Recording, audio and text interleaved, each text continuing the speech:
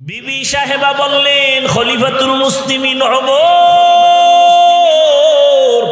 সামনে ঈদ আসতেছে, সন্তানদের একটু বস্ত্র কাপড়ের জন্য টাকা নাই, ব্যবস্থা করেন। ওমরে ফারুক রাদিয়াল্লাহু আনহু বলেন, আমার তো কাছে টাকা নাই, কেমনে ব্যবস্থা করি? বিবি পরামর্শ দিছে, অগ্রিম বেতন নিয়ে আসেন 1 মাসের। কয় মাসের? 1 মাসের অগ্রিম বেতন নিয়ে আসেন। ওমর অর্থ মন্ত্রণালয়ের দায়িত্বে যে আছেন তাকে চিঠি লিখলেন, আমাকে আগামী মাসের অগ্রিম 1 মাসের বেতন দিয়া দাও। চিঠিটা যখন বাহক নিয়া অর্থ মন্ত্রণালয়ের দায়িত্ব জিম্মাদারের কাছে দিল, চিঠিটা পাইয়া চোখের পানি ছাড়লেন। সাইরা টাকা দিবে দূরের কথা, তিনি আর একটা চিঠি লিখলেন। চিঠি লেখা বলে, খলিফাতুল মুসলিমিনের কাছে চিঠি দিয়ে আসো। ওমরে ফারুক রাদিয়াল্লাহু তাআলা আনহুর কাছে যখন আবার উল্টা চিঠি আসলো, তাকায়া ওমর চোখের পানি ছেড়ে কান্না করেন। জিজ্ঞেস করা হলো, ওমর আপনি কেন কাঁদেন? বলে, আমি চিঠি দেখে কাঁদি। অর্থ মন্ত্রণালয়ের জিম্মাদার আমাকে টাকা দেওয়ার পরিবর্তে 2টা শর্ত লেখছে, এই 2 প্রশ্ন দিয়া দিছে, 2 প্রশ্নের জবাব দিলে সে আমাকে টাকা দিবে, আর আগে দিবে না। 1 নম্বরে শর্ত দিছে, খলিফাতুল মুসলিমিন, আপনি যে 1 মাসের অগ্রিম বেতন চাইলেন, আপনি যে আগামী মাস পর্যন্ত ক্ষমতার চেয়ারে থাকবেন তার গ্যারান্টি কি? গ্যারান্টি আছে? যদি এমন হয়ে যায় যে আপনার চেয়ার জোহরের নামাজের আগে ছেড়ে চলে যেতে হবে, হতে পারে না? পারে না। ওমরে ফারুক, আপনি যে আগামী মাস ক্ষমতার চেয়ারে থাকবেন, কি গ্যারান্টি বলেন? 2 নম্বর প্রশ্ন, খলিফাতুল মুসলিমিন, আপনি বেঁচে থাকবেন, হায়াত আর কয়দিন বাকি আছে তাও বলেন। ওমর চোখের পানি ছেড়ে কাঁদলেন, আমার চেয়ারে বসে থাকার গ্যারান্টিও নাই, হায়াতের গ্যারান্টি নাই।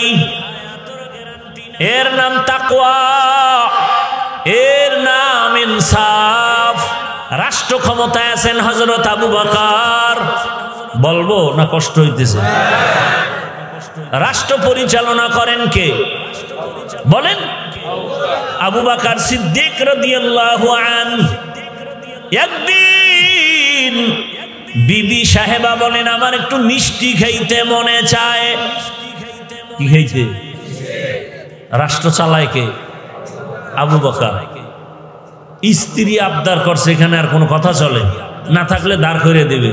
কিন্তু তাকওয়ার বয়ান শুনেন, আবু বকর বলতেছেন, বিবি মাফ করে দাও, তোমাকে মিষ্টি খাওয়ানোর মতো টাকা আমার কাছে নাই। এ পর্দার আড়ালের আম্মা জানেরা, ও যুবক বাবারা, ও বৃদ্ধ বাবাজি, তাকওয়া কাকে বলে? বিবি চুপ হয়ে গেলেন। কয়েক মাস পর আর একদিন আবু বকরকে বলেন, বিবি ও স্বামী আমার, খলিফাতুল মুসলিমিন, ওইবার আপনি বলছিলেন টাকা নাই, মিষ্টি খাওয়াতে পারবেন না, আজকে আমি টাকা দিলাম, এই টাকা দিয়ে মিষ্টি এনে দেন। আবু বকর কয়, টাকা কই পেয়েছো? বিবি বলে, আপনি যে বেতন আইনা জমা দেন, সংসার চালাইতে গিয়া আমি এই কয় টাকা আমি আলাদা জমা রাখছি। কথা বুঝেননি? দেখেন আবু বকর রাদিয়াল্লাহু আনহুর কথাটা কত ওজনওয়ালা। আবু বকর বলেন, বিবি বুঝা গেল, তাহলে আমার বেতনের মধ্য থেকে এই কয় টাকা কম হলেও সংসার চলে কাহা? তাহলে আগামী মাস থেকে আমি এই টাকা কমাইয়া বেতন নিব। हर के दारत खौफे हकदार दिल मदाम जन्नतुल मअवादे हदो राम काम जुज़बा हक़ची ज़े मखाज़ इंसुजा फज़ले उ आमस्ते दर जुमला जहाँ जिंदगी में बंदगी तू करना है, जिंदगी में बंदगी तू करना है, जिंदगी बे बंदगी शर्मिंदा है, जिंदगी बे बंदगी शर्मिंदा है। यहाँ हम सब मुसाफिर दिल ना लगा, अहले दिल की नजर से रूह करता जा, यहाँ हम सब मुसाफिर दिल ना लगा, अहले दिल की नजर से रूह करता जा, शाह दौलत सब फकीर गर नेक नहीं, शाह दौलत सब फकीर गर नेक नहीं, जिंदगी में बंदगी तू करना है, जिंदगी में बंदगी तू करना है, जिंदगी में बंदगी शर्मिंदा है, जिंदगी में बंदगी शर्मिंदा है, जिंदगी में बंदगी कुन बंदगी, बंदगी बे जिंदगी शर्मिंदगी। भाईरा आमार, स्त्री टाका देওয়ার পরে আবু বকর জিজ্ঞেস করলেন কোথায় পেয়েছো এই টাকা? আমনের বউ যদি এই টাকা দিত জিজ্ঞাসা করতেন নি, ওটার আরো গোপন রাখতেন, মনে মনে দোয়া ইউজ করতেন যে বিবি ধন্যবাদ তোমার, এরম দিও, ধন্যবাদ তোমার, এরম দিও, মাসে মাসে দিও, তোমারে আরো দোয়া করব। জিগাইবে না এই টাকা কি চুরি কইরা দাও না কোথা থেকে দাও? কিন্তু আবু বকরের তাকওয়া বিবি, কোথা থেকে তুমি টাকা এনে দিলা? একমাত্র শান্তির ঠিকানার নাম ইসলাম। আল্লাহর জাতের কসম, এ জমিনে যতদিন পর্যন্ত ইসলাম কায়েম হবে না ততদিন পর্যন্ত চাপাবাজদের আওয়াজ শুনবা, কপালে শান্তি দেখা যাবে না। আল্লাহর কসম করে বলছি, কোনো সন্দেহ করবা না, সন্দেহ করবা না বিদায় কসম করেছি, আল্লাহর জাতের কসম, আল্লাহর জাতের কসম। ইসলাম ছাড়াই জমিনে কোনোদিন শান্তি আসবে না, শুধু চাপাবাজি চলবে, শান্তি কেউ দিতে পারবে না। শান্তির ঠিকানার নাম কি? ইসলাম। ইসলাম যতদিন পর্যন্ত কায়েম হবে না ততদিন পর্যন্ত জমিনে শান্তি আসবে না। আপনারা স্বাধীন করছেন জুলাইয়ের স্বাধীন, দ্বিতীয়বারের মতো স্বাধীন, ভাবতেছেন খুব সফল স্বাধীন। আপনাদের এই স্বাধীনতা সফল হলে এখনো কেন স্ত্রী স্বামীর সামনে ধর্ষিতা হয়? এখন আর জবানে আওয়াজ নেই। স্বাধীন যদি সফল হয়ে থাকে, বাবার সামনে মেয়েকে ধর্ষণ করা হয় কেন বলো? স্বাধীন যদি সফল হয়ে থাকে, ব্যবসায়ী কেন নিরাপত্তা পায় না? কেন এখনো চাঁদাবাজি আর ধান্দাবাজি চলে? কেন পানির মধ্যে লাশ দেখা যায়? কেন এখনো মানুষ নিরাপত্তাহীনতায় ভুগে? কেন আমার বোনেরা নিরাপত্তা পায় না? কেন শ্রমিকরা এখনো বেতনের জন্য রাস্তা আন্দোলন করবে? কেন কাদিয়ানীদেরকে অমুসলিম ঘোষণার জন্য আলেম ওলামা ময়দানে আসতে হবে? যারা সংসদে কাদিয়ানীদেরকে আইন পাশ করে, নেতারে গালি দিলে আইন পাশ হয়, রসুলকে গালি দিলে তার বিরুদ্ধে আইন পাশ হবে না, এই প্রতিশ্রুতি যারা দিতে পারে না এদেরকে সংসদে পাঠানো যাবে না। যারা ওয়াদা দিবে মাথায় কোরআন লইয়া যে আমরা অবশ্যই আল্লাহ যদি আমাদের চেয়ারে বসান অবশ্যই প্রথম কাজ কাদিয়ানীদেরকে মুসলিম ঘোষণা করব। তাহলে স্বাধীন কি করলেন? স্বাধীনের পরে ওখানে আন্দোলন চলে, শিক্ষকরা আন্দোলন করে, গানের শিক্ষক দেওয়া হবে, হুজুরের আন্দোলন করার পরে থামছে। এখনো আন্দোলন হবে কেন? বোঝা গেল স্বাধীন সফল হয়নি। এজন্য আর একবার স্বাধীন করতে হবে, প্রস্তুতি নিতে থাকো, এবং সেই স্বাধীন হবে চূড়ান্ত সফলতার স্বাধীন, আর সে স্বাধীন হবে একমাত্র ইসলামের স্বাধীন। অপেক্ষায় থাকো। আজকে কপাল আমাদের খারাপ। সাধারণ মানুষ কি বলে জানেন? গ্রাম এলাকার খেটে খাওয়া মানুষ বলে হুজুর দুনিয়ায় সবকিছু দেখা শেষ, এবার আপনারা এক হয়ে আসেন, আপনাদের দেখতে চাই। কিন্তু আমাদের কপালে বদনজর লাগছে, হুজুরেরা এক হতে পারবে না।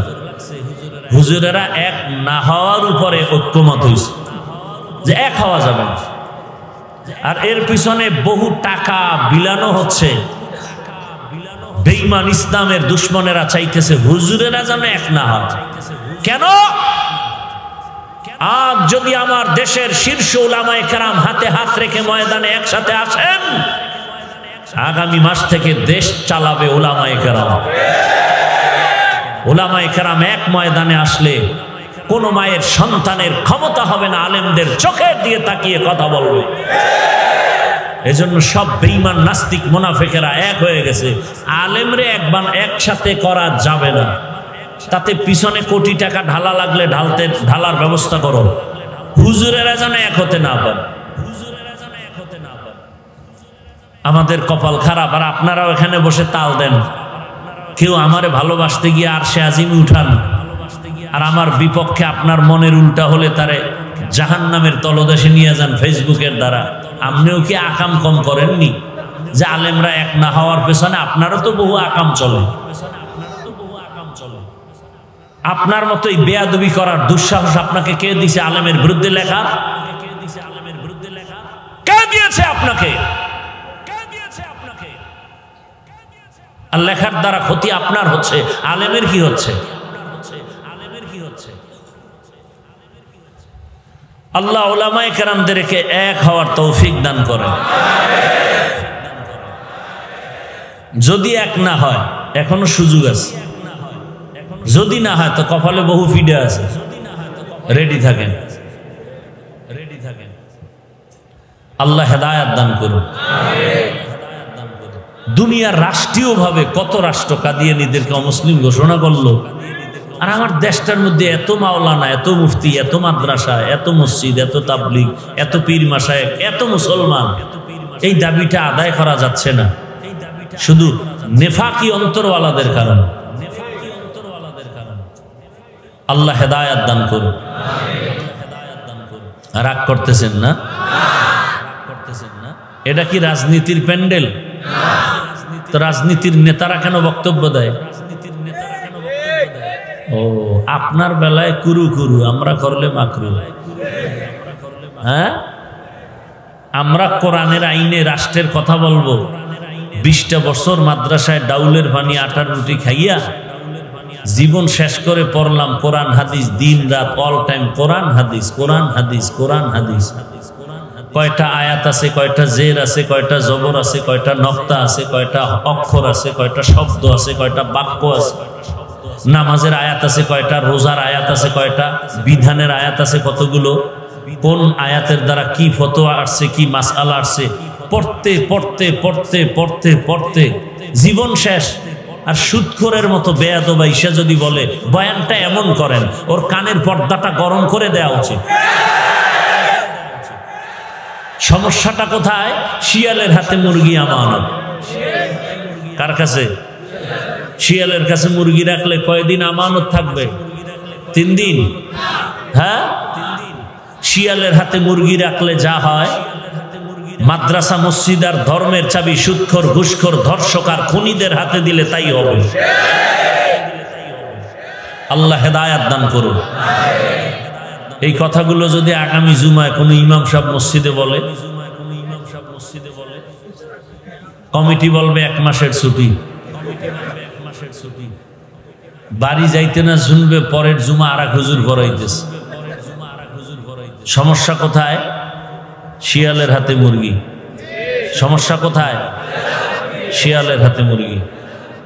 এজন্য বলি, এই মুসলমান বাবারা,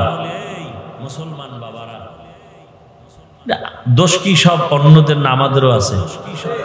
এই যে অপেক্ষায় আছে, গুনতেছে নির্বাচনটা কবে আসবে, আগের রাত্রে হাদিয়া খাইব পায়খানার নামে। এই যারা ভোটের আগে টাকা খাও, নির্লজ্জ বেহায়া, তুমি বাথরুমে ঢুইকা 10 গ্রাম পায়খানা খাইও, পরে উখিয়া বাজারে গিয়া হালাল সাবান কিনে কুলি কইর, গন্ধ থাকবে না। আর এই হারাম খায়া যারা মরবে, জাহান্নামের আগুন ছাড়া কপাল ঠান্ডা হবে না। আল্লাহ হেদায়েত দান করুন। কি রাগ করতেছেন আপনারা? কি আমরা কি দুর্বল ইসলাম মানি নাকি? আমাদের কোরআনটা কি দুর্বল? আচ্ছা, এখানে অনেক শিক্ষিত যুবকদেরকে বলছি, বাবারা খেয়াল করেন তো, বাবার কথা কি সন্তান সব মানে? 2-1টার সাথে তর্ক করে না? তার মানে কি বাবারে কেউ গালি দিলে ও শুনবে? ও কলারটা ধরে বলবে, এই বেয়াদব, আমার সাথে বাবার তর্ক হোক যাই হোক, কিন্তু বাবার অপমান তো আমি মেনে নিব না। কি? তাহলে এখানে বহু আল্লাহর বান্দা আছেন, নামাজ ঠিক মতো পড়েন না, কিন্তু আল্লাহকে মানেন তো, কথা বলেন না কেন? রোজা ঠিক মতো রাখেন না। তাহলে আপনার সামনে যদি ইসলামটাকে কেউ খাটো করে, আপনার উচিত ছিল না তার কলারটা ধরে, এই বেঈমান, আমি নামাজ ঠিক মতো পড়ি না ঠিক, কিন্তু আমার ইসলাম রে খাটো করলে তোর জীবনটা শেষ করে দেব। এতটুকু ঈমান কি আপনাদের নাই? তা আপনার সামনে কেউ বলে ইসলামে এটা আছে ওটা নাই, আপনার তো বলা দরকার ছিল, আমার ইসলাম তো এরকম দুর্বল না, তোমার ঈমান দুর্বল, তোমার চরিত্র দুর্বল, আমার ইসলাম ঠিক আছে। দুনিয়াতে যত নীতি আছে এর মধ্যে সব থেকে শ্রেষ্ঠ নীতি ইসলামের নীতি। দুনিয়াতে পরিবার নীতি আছে, সমাজ নীতি আছে, অর্থনীতি আছে, রাষ্ট্রনীতি আছে, রাজনীতি আছে, সবগুলোর থেকে ইসলামের নীতি শ্রেষ্ঠ। কয় রাজনীতির মধ্যে ধর্মকে টানা যাবে না, তুমি ধর্ম আর রাজনীতি আলাদা, এটা তোমার কে বললো? আমাদের ইসলাম আর সমস্ত নীতি তো একসাথে লাগানো, যে সমাজ নীতি আলাদা, ইসলাম আলাদা, পরিবার নীতি আলাদা, ইসলাম আলাদা। আমাকে ইসলাম তো এমন না, আমাদের সমাজ নীতি ইসলাম, পরিবার নীতি ইসলাম একসাথে লাগানো, রাজনীতি রাষ্ট্রনীতি ইসলাম একসাথে লাগানো। আলাদা কি করার অধিকার আপনাকে কে দিল? হ্যাঁ, আপনি রাজনীতি করেন না, এ নিয়ে আপনার সাথে দ্বন্দ্ব নেই। নামাজ পড়েন না, দ্বন্দ্ব নাই, কিন্তু যদি বলেন আমি নামাজ পছন্দ করি না, তা আপনাকে ছাড় নাই। আপনি দাড়ি রাখেন না, দ্বন্দ্ব নাই, যদি বিরোধিতা করেন ছাড় নাই। আপনি পর্দা করেন না, দ্বন্দ্ব নাই, আপনাকে বুঝাবো, কিন্তু বিরোধিতা করলে কোনো ছাড় নাই। ব্যবধান আছে না নাই? যে নামাজ পড়ে না সে মুমিন, মনে আগ্রহ আছে পড়বে, কিন্তু যে পছন্দ করে না সে বেঈমান। ব্যবধান আছে না নাই? যে পর্দা করে না সে মুমিন, কিন্তু যে পর্দা পছন্দ করে না সে বেঈমান। যে ইসলামের রাজনীতি করে না সে মুমিন, কিন্তু যে বিরোধিতা করবে সে বেঈমান। আল্লাহ বুঝার তৌফিক দান করে। আমি কি কোরআন ও হাদিসের বাইরে বলছি কিছু? আমি কোন দলের ব্যানারে আছি এখানে? আমার জীবনের মূল ইসলাম, আমি ইসলামকে মূল জায়গায় রেখে কথা বলতেছি। সহজ কথা, কোরআনে নাই এমন কিছু আমরা বলবো না, বলার চেষ্টাও করি না। যদি ভুলে কিছু কোনো কথা বের হয় আমাকে বলেন, আমি তওবা করবো, কানে ধরে উঠবস করবো। এখনই বলেন যে হাফিজ ভাই কোরআন হাদিসের বাইরে একটা কথা এভাবে চলে গেছে, বলেন, আমি এখন কানে ধরে উঠবস করবো। আল্লাহর কোরআনে কি রাষ্ট্রনীতি নাই? ইউসুফ নবী মিশরের অর্থমন্ত্রী ছিলেন, এই ঘটনা নাই? সুলাইমান নবী গোটা দুনিয়া পরিচালনা করছেন, এর কোরআনে নাই? আমি তো সেগুলো বলতেছি। সব কথার মূল ফলাফল কি? ইসলাম ছাড়া শান্তি আসবে? দেখেন ইসলাম কত মানুষের মধ্যে ভয় ঢুকিয়ে দিছে, ইসলাম বড় কঠিন, অথচ পৃথিবীতে সহজ ধর্ম ইসলাম। এর থেকে সহজ ধর্ম নেই। মানুষের স্বভাব কি? খানা খাবে। কিংবা আমাদের স্বভাব কি? খানা খাওয়া না না খাওয়া। ইসলাম নিষেধ করছে খাইতে, বরং অজস্র খানা দিছেন হালাল। সীমিত খানার কিছু লাইন আছে যেটা হারাম। মানুষের স্বভাব কি? বিবাহ করা। ইসলামে কি হালাল না হারাম? হালাল। তাহলে আপনার স্বভাব মানুষের ঘুম, ইসলামে ঘুমের অনুমতি আছে না নাই? হ্যাঁ, তবে সীমাবদ্ধতা আছে, যে তুমি ঘুমাবা নামাজ বাদ দিয়া না, সীমাবদ্ধতা আছে। খানা খাবা খাও, ইসলামে হালাল করেছে। তাহলে ইসলাম আপনার বিরুদ্ধে কি করেছে বলেন? ইসলাম তো এত সহজ, দুইজনে দেখা হলেই কি দিতে হবে? সালাম। মানে কি? সালাম মানে কি? আমি বললাম আসসালামু আলাইকুম, তোমার উপরে শান্তি বর্ষণ হোক, সে আমাকে কি বলবে? অর্থ তোমার উপরেও শান্তি বর্ষণ হোক। দুই দিক থেকে শান্তির দোয়া চলতেছে, অশান্তি হবে কেন? ইসলাম কত সুন্দর। বলে এই বড়রা ছোটকে আদর করো, মায়ার নজরে দেখো। ছোটদেরকে বলে বড়দের সম্মানের নজরে দেখো। বড়রা যদি ছোটদেরকে মায়ার নজরে দেখে, কোনোদিন ছোটদের উপরে বড়রা জুলুম করবে না। ছোটরা যদি বড়দের সম্মানের নজরে দেখে, কোনোদিন ছোটরা বড়দের সাথে বেয়াদবি করবে না। ইসলাম কত সুন্দর। কর্মচারীকে বলে ও মালিক, তোমার কর্মচারী কাজ করে, ঘাম ঝরার আগে বেতনটা দিয়ে দাও। আন্দোলন হবে না, মনে কষ্ট থাকবে না। আগামী দিন সময় মতো কর্মচারী হাজির হয়ে যাবে। ইসলাম এত সুন্দর। ইসলামে মিথ্যা কথার অনুমতি নাই, গালি দেওয়ার অনুমতি নাই, গীবত করার অনুমতি নাই। একজন বিধর্মী আসলে ইসলাম বলে তাকে সম্মানের সাথে এক গ্লাস পানি পান করায় দাও। ইসলাম বলে খারাপ আচরণ করবা না। ইসলামের মতো সুন্দর ধর্ম নাই, বুঝি না, এজন্যই উল্টা পাল্টা। আপনি পানি পান করবেন, গ্লাসে পানি নিলেন, পানি পান করবেন, বা একটা বোতল নিলেন, বাম হাতে এক টান দিলেন, আধা লিটার নাই। ইসলাম বলে না, ডান হাতে নাও, 3 বারে পানি পান করো, পিপাসাও নিবারণ হবে, সুন্নত আদায় হবে। আপনারা জুতা পরবেন না যাওয়ার সময়? আমিও জুতা পরব। আপনি তো জুতা পরে দৌড় দিবেন, ডান বাম নাই। ইসলাম বলে না, জুতা পরার সময় একটু খেয়াল করলেই হয়ে যাবে, ডান জুতায় ডান পাও আগে ঢুকাও, বাম পায়ে বাম জুতাটা পরে নাও। 2 পায়ে যখন জুতা ঢুকলো, এরপরে যখন তুমি কদমটা দিবা, ডান কদম আগে দাও। এটা কষ্ট। আপনি বাথরুমে যাবেন, আমিও যাব, ইসলাম বলে বাম পা দিয়া ঢুকো। আর আপনার তো ডান বাম নাই, নিম্ন চাপ শুরু হয়ে গেছে, এমন জোরে দৌড় দিছে, গিয়া ঠাস করে ঘুরা মাথা ফাইটে গেছে। ও ডান পাও নাই, বাম পাও, দুনো পাও দিয়া লাভ দিছে। বাম পা দিয়া বাথরুমে ঢুকেন, খালি মাথায় ঢুকবেন না, খালি পায়ে যাবেন না, সুন্নাত আদায় হয়ে গেল। তাহলে ইসলাম কঠিন কোথায়? খানা খাইতে বসবেন, ইসলাম বলে দোনো হাতের কবজাটা ধুইয়া খাইতে বসো, পরিষ্কার পরিচ্ছন্ন। পবিত্র একটা কাপড় বিছায় নাও নিচে, খানা পড়ে গেলে উঠায় খাবা। ইসলাম বলে তোমার খানার যে জুটা কাটা থাকে তা পানিতে ফেলবা না, কারণ তোমার মুখের জুটাটাও পাক। এটা নিরাপদ জায়গায় ফেলো, জিনেরা খাবে, কুকুর খাবে, বিড়ালে খাবে। তোমার মুখের জুটাও পাক। আর আপনারা কাটা জুটা পানির মধ্যে ফেলে দেন, ওটা না ফেললেই তো একটা সুন্নাত আদায় হয়ে গেল। আল্লাহ হেদায়েত দান করুন। ইসলামটাকে কঠিন কে বলছে? শীতের দিনে মসজিদে নামাজে যাবেন, আরামই লাগে বাহিরের থেকে। গরমের দিনে মসজিদে যাবেন, এসি লাগানো আছে, বাহির থেকে সেখানে শান্তি, ধুলাবালু নাই। 5 বার উজু বানাবেন, শরীরটা ফ্রেশ, তাজা তাজা লাগবে। আর যারা নামাজ পড়ে না, প্রস্রাব করে পানি লয় না, পাশে দাঁড়ানো যায় না, টানে বিড়ি খায় গাঞ্জা, এদের চেহারাটাও ভাল্লুক, চুলগুলো উল্লুকের মতো, পোশাকের গন্ধ। কেউ ধৈর্য বলে কয় না মসজিদে যাব না, আমার পোশাক ঠিক নেই। বেহায়ার মতো বলে ফেললো আমার পোশাক ঠিক নেই।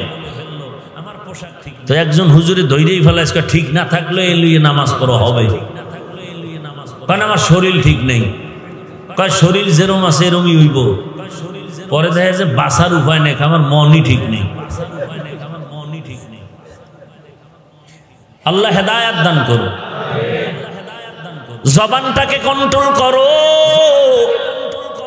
জবানকে কন্ট্রোল করার একমাত্র মেডিসিনের নাম তাকওয়া। ওই তাকওয়ার মেডিসিন দিয়ে জবানটাকে কন্ট্রোল করো। তাকওয়ার মূল স্লোগান হলো বেশি বেশি আমল করা না, গুনাহ থেকে বাঁচা, গুনাহ থেকে বাঁচা। এরে আমার যুবক বাবা, ও পর্দার আড়ালের মা, ভালো করে বুঝেন। আর এখন তো গরিব বড় লোকের আছে আরো চায়, গরিবের নাই তাও মেরে খায়। আল্লাহর ভয় যতদিন আসবে না ততদিন পর্যন্ত জমিনে শান্তি আসবে না রে বাবা। এজন্য আল্লাহ বলেন জবানটারে কন্ট্রোল করো, তাকওয়ার মেডিসিন লাগাইয়া। তাকওয়া কোথায় পাবা? আল্লাহর ওলি যারা, তাকওয়াওয়ালা যারা, তাদের নজর লাগাও। কারণ তাদের নজরের মধ্যে পাওয়ার আর পাওয়ার। সাধারণ দেখবেন গুনাহগার, বেআমলওয়ালা।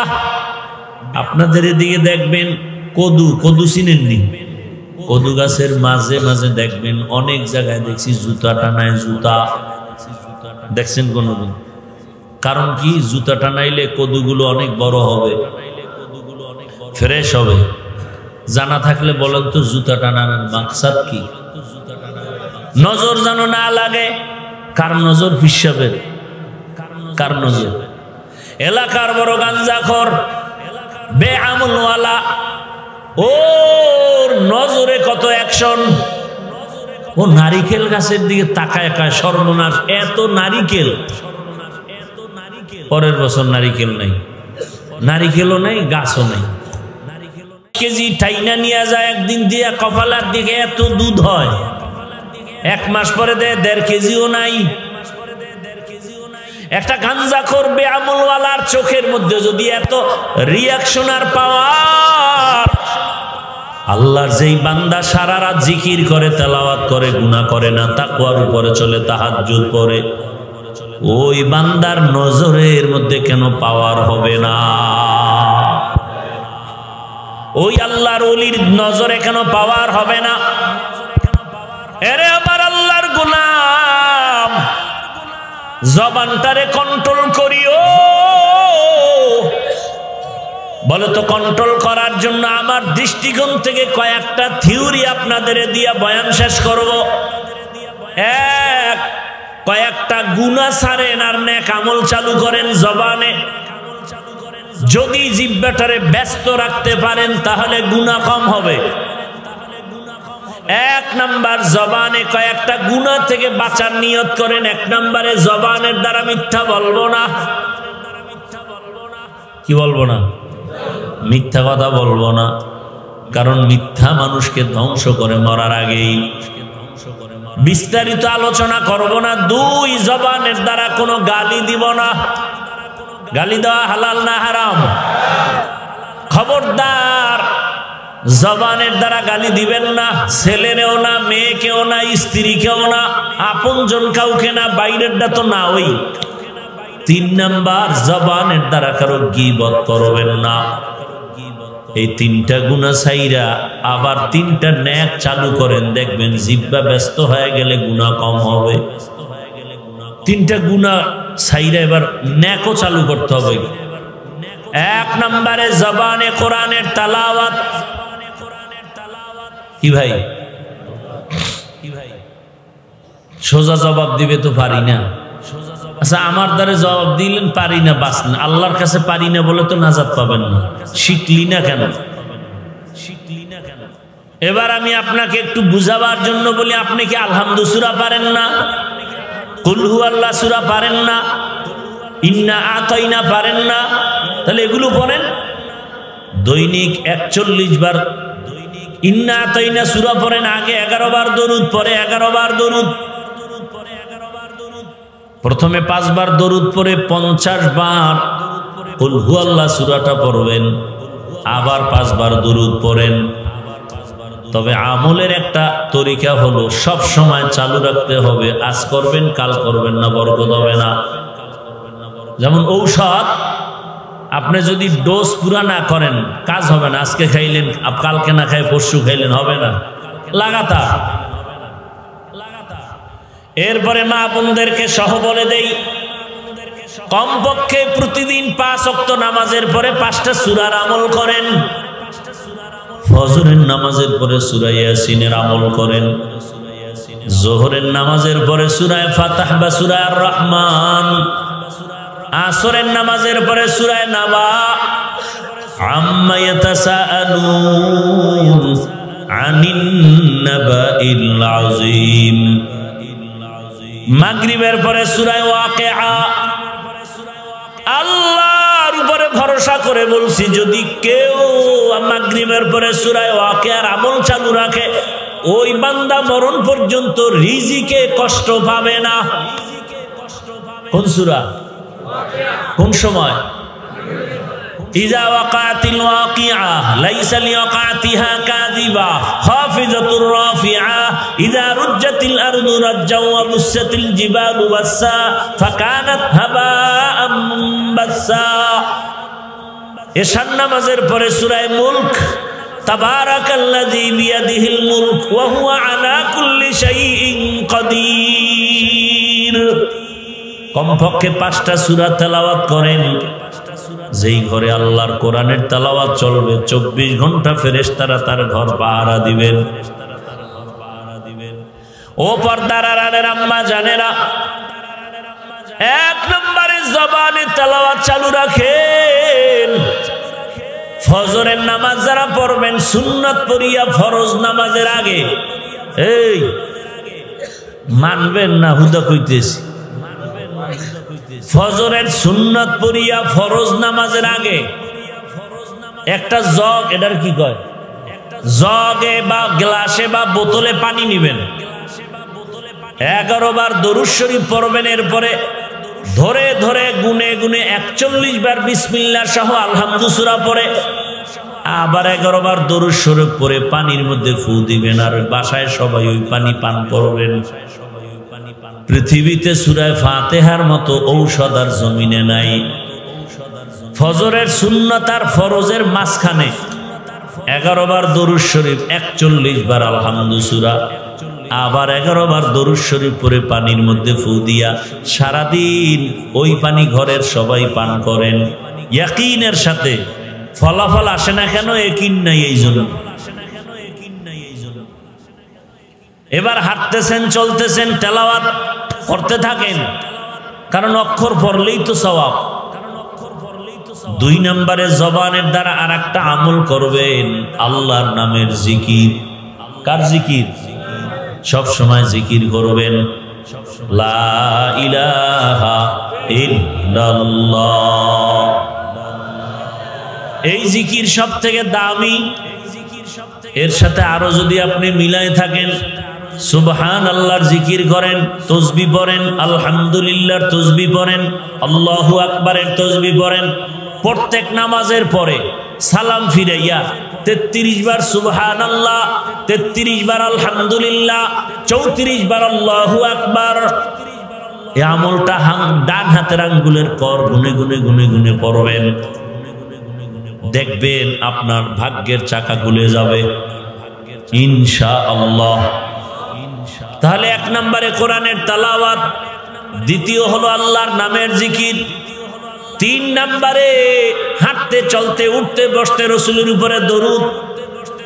পারলে নামাজেরটা পড়বেন, সময় থাকলে ছোট আকারে সাল্লাল্লাহু আলাইহি ওয়াসাল্লাম পড়বেন। আর একটা আমলের কথা বলবো, 3টা আমল গেল। 1 নম্বরে তেলাওয়াত, 2 নম্বরে আল্লাহর নামের জিকির, 3 নম্বর কি ভাই? দরুদ শরীফ।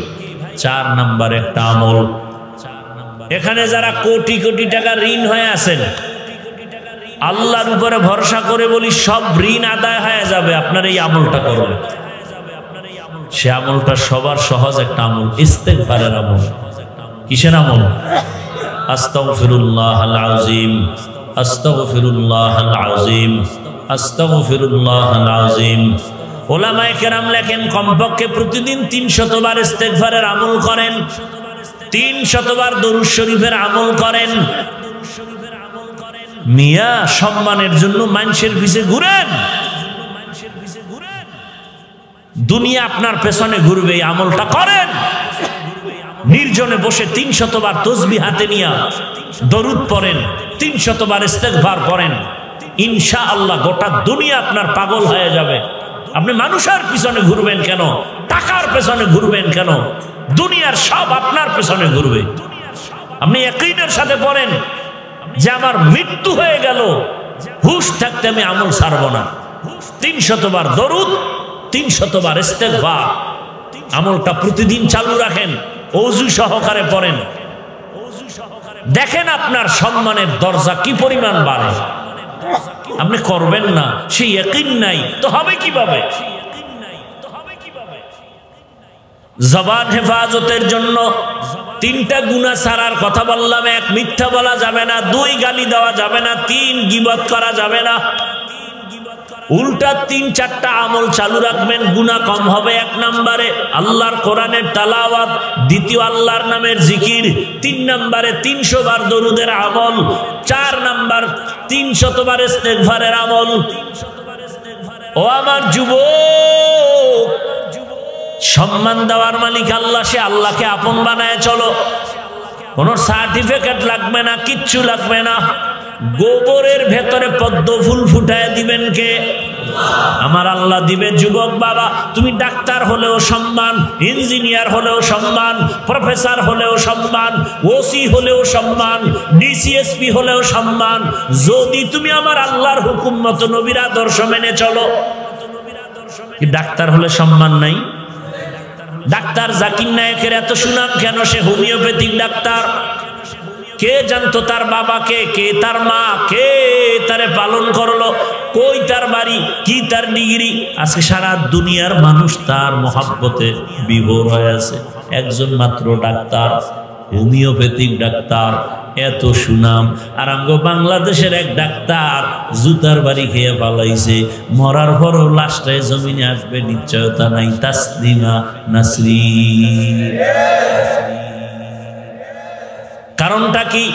মা বাবার সাথে বেয়াদবি করলে মরার আগে ধ্বংস, শিক্ষকের সাথে বেয়াদবি করলে মরণের আগেই ধ্বংস শুরু, আলেম ওলামার সাথে বেয়াদবি করলে মরার আগে ধ্বংস। অতএব অনুরোধ করে বলছি যুবক, এখনো সময় আছে, তওবা করো, জবানটারে কন্ট্রোল করো, মনে মনে আমার আল্লাহকে বলো। তোমার মতো যুবক এখনো তোমার চোখের সামনে জেনারেল লাইনে আছে, জীবনে মাদ্রাসায় যায় নাই, আলিফ বা তা পড়ে নাই, এমন জেনারেল লাইনের যুবকেরা স্কুলে পড়ে, কলেজে পড়ে, চাকরি করে, ব্যবসা করে, 5 ওয়াক্ত নামাজও পড়ে, আছে না নাই? তুমি কেন পারো না রে বাবা? তোমার মতো যুবক রাস্তায় গাড়ি চালায়, নামাজ বাদ দেয় না, বলো তুমি কেন পারো না? তোমার কপালে কি মা বাবার বরদোয়া লাগলো নি? তোমার মতো যুবক র্যাব, আর্মি, পুলিশ, বিডিআর এর চাকরি করে, নামাজ পড়ে, বলো তুমি কেন পারবা না? তোমার মতো বান্দা জেনারেল লাইনে ব্যবসা করে, নামাজ পড়ে, চাকরি করে, নামাজ পড়ে, তুমি কেন পারবা না? তোমার কপাল বুঝি খারাপ হয়ে গেল? এখনো সময় আছে, তওবা করো। পর্দার আড়ালের মা বোনেরা, আপনার মতো কত মা, কত বোন এখনো আছে পর্দা করে, নামাজ ছাড়ে না, মোবাইলে সময় নষ্ট করে না, স্বামীর মাল খেয়ানত করে না। ও আম্মা জানেরা, আপনারা কি পারেন না স্বামীর মাল হেফাজত করবেন, মোবাইল থেকে দূরে থাকবেন, 5 ওয়াক্ত নামাজ পড়বেন, পর্দা রক্ষা করবেন, সন্তানটাকে আদর্শবান ডাক্তার, ইঞ্জিনিয়ার বানাবেন, সন্তানের জীবনটাও ধন্য, আপনার জীবনটাও ধন্য হয়ে যাবে। এখনো সময় আছে, তওবা করেন, মনে মনে আল্লাহকে বলেন, ও দয়ার মালিক, জীবনে তো গুনাহ কম করি নাই, শয়তানের ধোকায় পড়িয়া মনের আশা পূরণ করতে গিয়া কত নামাজ ছাড়লাম, দাড়ি কাটলাম, বেপরদায় চললাম, পার্কে পার্কে ঘুরলাম, মোবাইলে গুনাহ করলাম, করতাম, আজকে থেকে তওবা করে নিলাম। ও আল্লাহ, আর নামাজ ছাড়বো না, দাড়ি কাটবো না, বেপরদায় চলবো না, মা বাবার দোয়া নিয়া, শিক্ষকের দোয়া নিয়া, ওলামায়ে কেরামের পরামর্শ নিয়া নবীজির আদর্শ মেনে চলবো। তওবা করার মতো যদি অন্তর তৈরি হয়, মুনাফিকি যদি অন্তরে না থাকে, খাঁটি তওবার নিয়ত যাদের আছে, দুটো হাত আমার আল্লাহকে দেখায় দেই। আয় আল্লাহ, হাতগুলো কবুল করে নেন, তওবা কবুল করে নেন, তওবার উপরে মজবুত হইয়া চলার মতো তৌফিক দান করেন, আমিন। আলহামদুলিল্লাহি রাব্বিল আলামিন, ওয়াসসালাতু ওয়াসসালামু আলা সাইয়্যিদিল আমবিয়া ওয়াল মুরসালিন ওয়া আলা আলিহি ওয়া আসহাবিহি আজমাইন।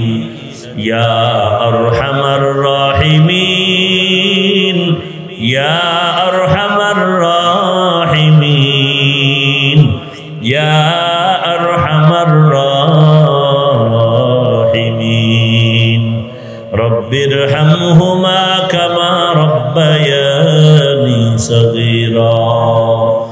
اللهم إنك عفو كريم تحب العفو فاعف عنا.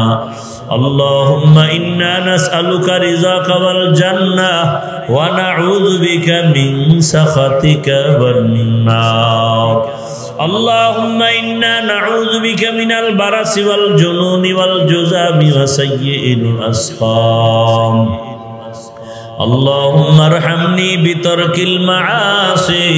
اللهم ارحمني بترك المعاصي.